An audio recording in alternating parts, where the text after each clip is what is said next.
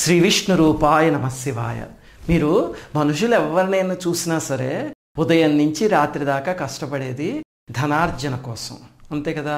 అలా సంపాదించిన ధనాన్ని ఎలా ఖర్చు పెడితే లక్ష్మీదేవి మెచ్చుతుంది అంటే దానికి భాగవతం అష్టమ స్కంధంలో ఒక అద్భుతమైన బడ్జెట్ వేసి ఇచ్చారు. చాలా అద్భుతమైన బడ్జెట్ అన్నమాట.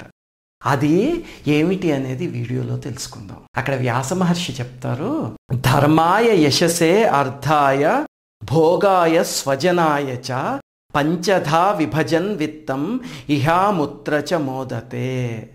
అంటే నువ్వు సంపాదించిన ధనాన్ని 5 భాగాల కింద చెయ్యి, అంటే 20% అనమాట చేసి దానిని ఈ 5కి ఖర్చు పెడితే అలా చేసిన జీవితాలను మీరు చూడండి. ఇప్పుడు అవేమిటో నేను చెప్తాను. ఆ జీవితాలు చాలా బ్యాలెన్స్డ్గా ఉంటాయి. అలాగనే వాళ్ళ ధనం విషయంలో కూడా జీవితం ఏ ఒడిదుడుకులు లేకుండా అద్భుతంగా ఉంటుంది. ఎప్పుడు గాడి తప్పిన జీవితాలు చూస్తే మీరు ఈ 5లోంచి తప్పిన వాళ్ళు, ఇంబ్యాలెన్స్ ఉన్న వాళ్ళ జీవితాలు మాత్రమే ధనం విషయంలో గాడి తప్పుతాయి. ఇప్పుడు 5 ఏమిటి అనేవి చూద్దాం. మొట్టమొదటి 20% ఉంది కదా, అంటే మొదటి భాగం, దానిని ధర్మం కోసం ఖర్చు పెట్టాలట. ఏమిటండి ధర్మం కోసం ఖర్చు పెట్టడం అంటే, ఇక్కడ ఈ పదాన్ని బాగా గుర్తుపెట్టుకోండి. దానం కోసం కాదు, ధర్మం కోసం. ధర్మం అంటే డ్యూటీ, రెస్పాన్సిబిలిటీ. ఏమిటండి అది? ఇప్పుడు మీరు చూడండి, ప్రకృతిలో చాలా జంతువులు ఉన్నాయి, అలాగే సన్యాసులు ఉన్నారు. ఎవరో యజ్ఞాలు యాగాలు ఇవన్నీ చేస్తూ ఉంటారు. లేకపోతే ఒక కంచి మఠం ఉంది, ఒక శృంగేరి మఠం ఉంది. అలాంటి వాటికి మన ధనంలో ఒక ఆ భాగాన్ని ఖర్చు పెట్టడం 1/5ని మనకి ధర్మం అన్నమాట. వాళ్ళెవ్వరు చూడండి ఎప్పుడు మన నోరు తెరిచి అడగరు. మనమే వెళ్ళి అలాంటి అవసరమైన చోట్ల ధనాన్ని ఇచ్చి సద్వినియోగం చేయడం మొట్టమొదటి ధర్మం.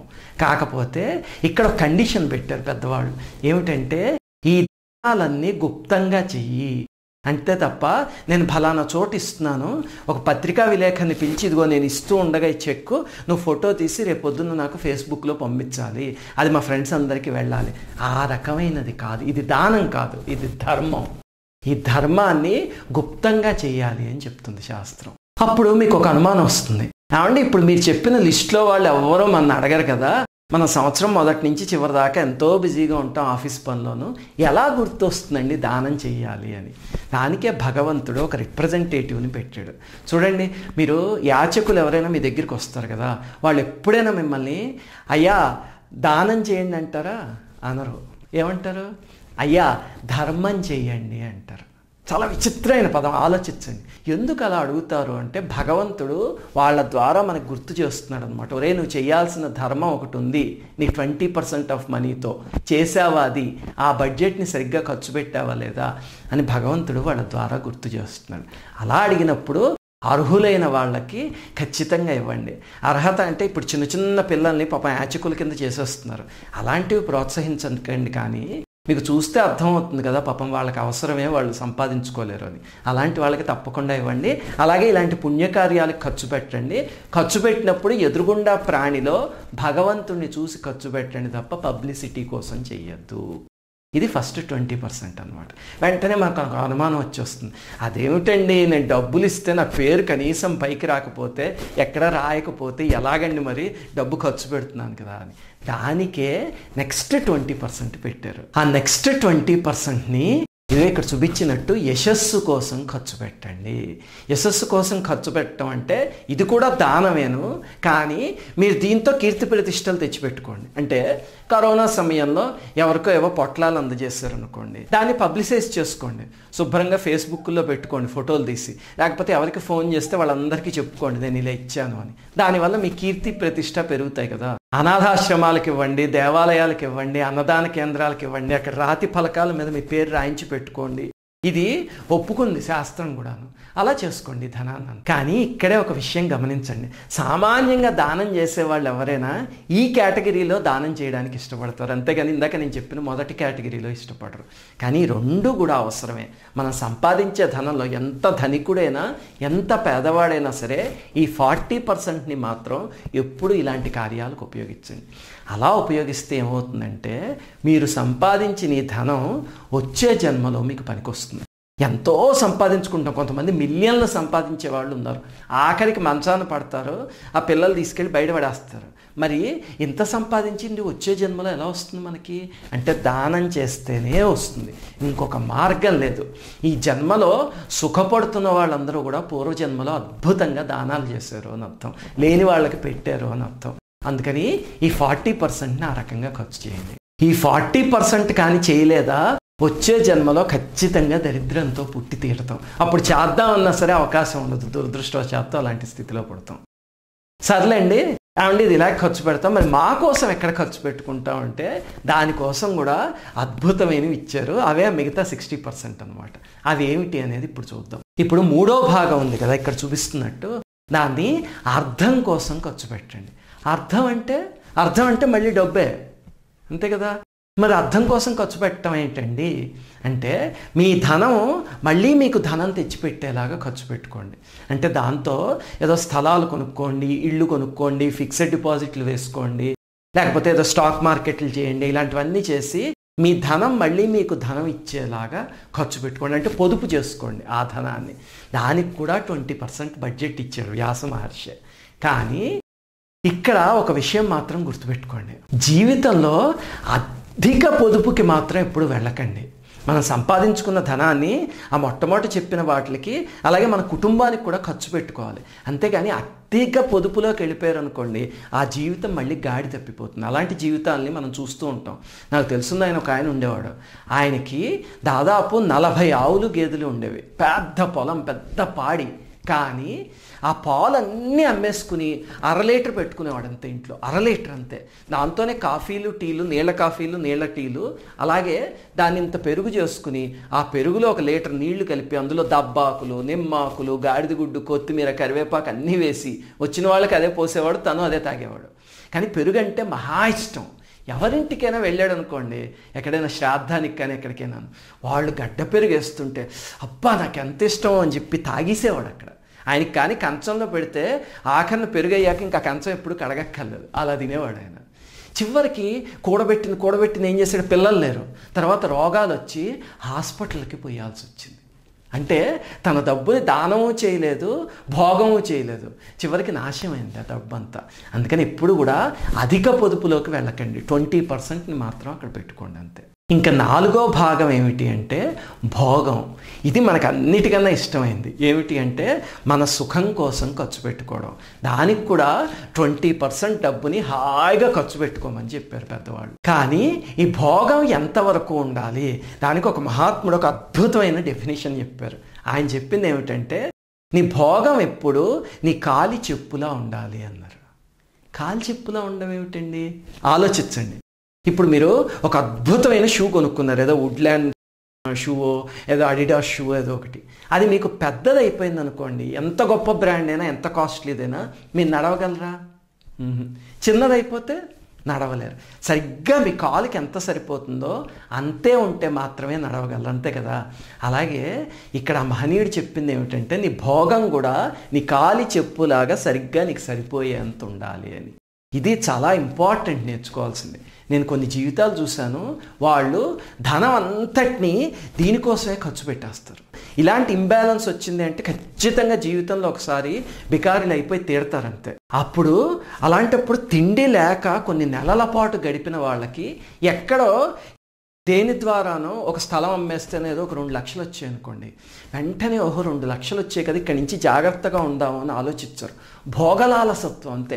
ఆ రోజు వెళ్ళిపోయి ఒక టీవీ కొనేస్తారు పెద్దది, ఆ ఇంట్లో ఇల్లాలు వెళ్ళి గొలుసులు కొనేసుకుని పట్టు చీరలు కొంటుంది, అది కట్టుకుని సందులో అటు చివరి నుంచి ఇటు చివరికి ఆ కొంగిలా చేత్తో పట్టుకుని అడ్వర్టైజ్మెంట్ లాగా ఒకసారి తిరిగేసి వచ్చేస్తుంది. మళ్ళీ నెల రోజులు అయ్యేసరికి డబ్బులు ఎక్కడున్నాయి తిండి తినడానికి అనే స్థితికి వచ్చేస్తారు. అది భోగలాలసత్వం. ఎప్పుడు ఆ స్థితికి మాత్రం వెళ్ళకండి. అలా వెళ్ళారా లక్ష్మీదేవి ఆగ్రహించి తీరుతుందంటే దివాళా తీసేయడం ఖాయం. ఎంత డబ్బులున్నా సరే అలా అనవసరమైన వాటికి ₹1 కూడా ఖర్చు పెట్టకండి. అవసరమైన చోట శుభ్రంగా ఖర్చు పెట్టుకోండి, భోగం చేసుకోండి. అనవసరమైన వాటికి మాత్రం డబ్బులు ఎప్పుడూ అలా ఖర్చు పెట్టకండి. ఇప్పుడు కొంతమంది ఉంటారు, వాళ్ళు అంటూ ఉంటారు, నా దగ్గర ₹1,00,000 ఇస్తే నువ్వు నా జోబులో ఉంటే కనుక ఖర్చు అయిపోతాయి, అందుకని నాకు ఇవ్వద్దు, నాకు ₹1000 ఇవ్వు అని. ఏమిటది? అదొక బలహీనత అంతే. అది మనం గొప్పగా చెప్పుకుంటాం కానీ అదొక బలహీనత. జోబులో ₹1,00,000 ఉంటే ఎందుకు ఖర్చు అవ్వాలి? మనకి 1000 రూపాయలు అవసరం అయితే 1000 ఖర్చు పెట్టుకుని మిగతా 99,000 డ్రాలో దాచుకుని తాళం వేసుకోవాలి తప్ప 1,00,000 రూపాయలు ఉంటే 1,00,000 రూపాయలు ఖర్చు అయిపోతాయి అంటే అది బలహీనత అని అర్థం. దాని నుంచి బయటికి రావాలి తప్ప దాన్ని ఒక గొప్ప స్ట్రెంగ్త్లా చెప్పుకోకూడదు. కొంతమంది చూడండి, ఒక సబ్బు అవసరం అనుకోండి, మార్కెట్కి వెళ్తే సూపర్ మార్కెట్కి ఆ రోజు ఇంటికి వచ్చేసరికి బిల్లు 4,000 అవుతుంది. ఏం కొన్నారు అని అడిగితే 30 వస్తువులు ఉంటాయి. ఆ 30 వెళ్ళేటప్పుడు అసలు అవసరం ఉండవు, బుర్రలో ఉండవు. అక్కడ మార్కెట్లో అటు ఇటు కనిపిస్తే టకటక తీసుకుని వేసుకుని తీసుకొచ్చేస్తారు. ఇలాంటివి ఉన్నాయా? లక్ష్మీదేవి అస్సలు మెచ్చదు, గుర్తుపెట్టుకోండి. నేను చూసా ఇలాంటి జీవితాలు. ఆఫీసుల్లో కూడా ఉంటారు, నెల జీతం పడుతుంది కదా, భార్యాభర్త పక్క 2 రోజులు పని కట్టుకున్నట్టు మాల్స్కి వెళ్తారు. వెళ్ళి అక్కడ ఏది దొరికితే అది డ్రెస్సులు, షూలు, ఇంట్లో షో పీసులు అన్నీ కొనేస్తారు, బయట భోజనాలు చేసేస్తారు, సినిమాలకు వెళ్ళి వస్తారు. సరిగ్గా 15వ తారీఖు అయ్యేసరికి నెల చేతిలో రూపాయి ఉండదు. ఎవడైనా 10 రూపాయలు కావాలంటే వచ్చే నెల జీతం వచ్చాక చూద్దాంలే అంటారు. ఎప్పుడు అలాంటి భోగలాలసత్వానికి వెళ్ళారా, దివాళా తీసేయడం ఖాయం. అలాంటి మనుషులని లక్ష్మీదేవి మెచ్చదు, వాళ్ళ దగ్గర నిలవదు.